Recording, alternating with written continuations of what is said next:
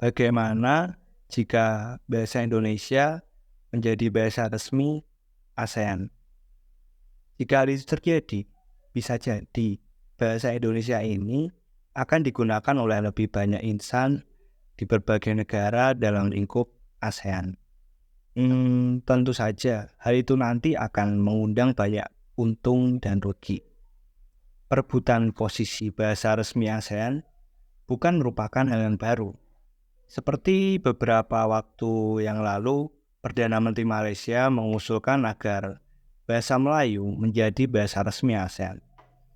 Hal itu kemudian mengundang perhatian Menteri Kemendikbudristek, Nadiem Makarim, dan menyampaikan pendapatnya yang tentunya kontra dengan Perdana Menteri Malaysia. Menurutnya, dengan semua keunggulan yang dimiliki bahasa Indonesia, dari aspek historis, hukum, dan linguistik, serta bagaimana bahasa Indonesia telah menjadi bahasa yang diakui secara internasional, sudah selayaknya bahasa Indonesia menduduki posisi terdepan. Dan jika memungkinkan, menjadi bahasa pengantar untuk pertemuan-pertemuan resmi ASEAN. Berkaitan dengan situasi problematik antar Malaysia dan Indonesia tadi, saya yakin tidak semua dari kita peduli terhadap permasalahan seperti itu. Terlebih lagi, hanya masalah bahasa. Tapi, tahukah kalian jika bahasa merupakan salah satu instrumen penting dalam kehidupan kita? Untuk melihat bagaimana pentingnya bahasa dalam kehidupan kita, saya akan mencoba untuk mengutip dua tokoh, yakni Angela Carter yang merupakan seorang novelis dan jurnalis, dan juga Nababan yang merupakan seorang ahli linguistik. Menurut Angela Carter, bahasa adalah kekuatan, kehidupan, dan instrumen budaya, instrumen dominasi, dan pembebasan. Agar lebih mudah untuk memahami argumen Angela Carter, kalian dapat melihat dan memahami korelasi antara negara Amerika dengan bahasa Inggrisnya dan juga flanel yang kalian sedang pakai atau simpan di lemari kalian.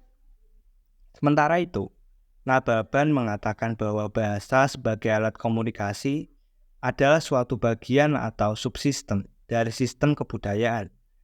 Ia kemudian menambahkan bahwa untuk mengetahui bahasa tertentu diperlukan sedikit banyak pengetahuan tentang kebudayaannya. Dari penjelasan dua tokoh tadi, mulai bisa dilihat apa yang terjadi jika bahasa Indonesia dijadikan bahasa resmi ASEAN. Ketika bahasa Indonesia mulai menjadi bahasa resmi ASEAN, maka secara otomatis atau mungkin masyarakat ASEAN juga harus mulai bersedia untuk mempelajari bahasa Indonesia. Lalu jika melihat kembali penjelasan Nababan dan Angela Carter tadi, maka semua orang yang sedang mempelajari bahasa Indonesia mau tidak mau juga harus mulai mempelajari kebudayaan Indonesia, atau justru bisa termakan oleh dominasi kebudayaan Indonesia. Keadaan semacam itu lambat laun dapat membuat kebudayaan Indonesia semakin dikenal oleh masyarakat ASEAN. Hal tersebut secara bertahap akan memberikan dampak positif bagi negara dan masyarakat Indonesia. Seperti misalnya saja dalam bidang ekonomi. Semisal bahasa Indonesia telah menjadi bahasa resmi ASEAN, kemungkinan besar banyak pekerja yang bukan berkewarganegaraan Indonesia diharuskan memiliki kemampuan berbahasa Indonesia. Hal itu nantinya akan membuat masyarakat asli Indonesia memiliki mobilitas yang lebih mudah di lingkup ASEAN. Seperti misalnya ketika ada orang Indonesia mau mendaftar kerja di negara lain selain Indonesia. Selain berdampak pada ekonomi dan budaya, dengan meluasnya pengetahuan tentang kebudayaan Indonesia di lingkup ASEAN, akan meningkatkan muruah atau prestis masyarakat Indonesia dalam menggunakan bahasa Indonesia. Bagaimana? Sangat menarik bukan jika bahasa Indonesia dapat dijadikan bahasa resmi ASEAN? Lalu langkah apa yang perlu kita lakukan agar hal itu dapat terwujud? Agar bahasa Indonesia layak dijadikan bahasa resmi ASEAN, diperlukan adanya perencanaan dan perekayasaan bahasa Indonesia yang baik dan tepat.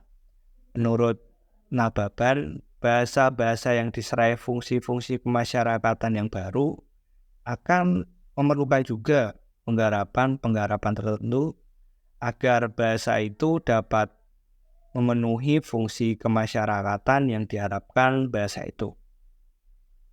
Supaya penggarapan bahasa Indonesia dapat berjalan dengan baik, perlu dilakukan adanya pembakuan, lalu modernisasi, dan ada juga grafisasi. Untuk lebih jelasnya, contoh perencanaan atau penggarapan bahasa yang mungkin kalian ketahui adalah ketika Sumpah Pemuda, di mana saat itu para pemuda menetapkan atau merencanakan bahasa Indonesia sebagai bahasa persatuan. Selain perlu direncanakan dengan baik, perlu adanya perekayasaan pada bahasa Indonesia yang dapat memberikan dampak baik bagi bangsa Indonesia. Untuk mengetahui apa itu perekayasaan bahasa, coba kalian buka KBBI dan ketik PKI. Maka akan muncul definisi sebagai partai yang dinyatakan terlarang. Hal tersebut secara tidak langsung mengandung suatu kepentingan. Kira-kira kepentingan siapa itu? Dengan diusahakannya bahasa Indonesia menjadi bahasa resmi ASEAN, telah memperlihatkan perhatian bangsa Indonesia terhadap budayanya sendiri, terutama bahasa. Hal tersebut dilakukan bukan tanpa alasan. Bangsa Indonesia, terutama pemerintah Indonesia, mulai mengupayakan kemajuan bangsa melalui kebudayaan nasional, yakni bahasa Indonesia. Agar upaya itu dapat terwujud, tentunya perlu pengkajian yang komprehensif terhadap bahasa Indonesia, supaya lebih layak digunakan di lingkup yang lebih luas. Untuk itu, perencanaan dan perekayasaan yang baik dan tepat perlu dilakukan.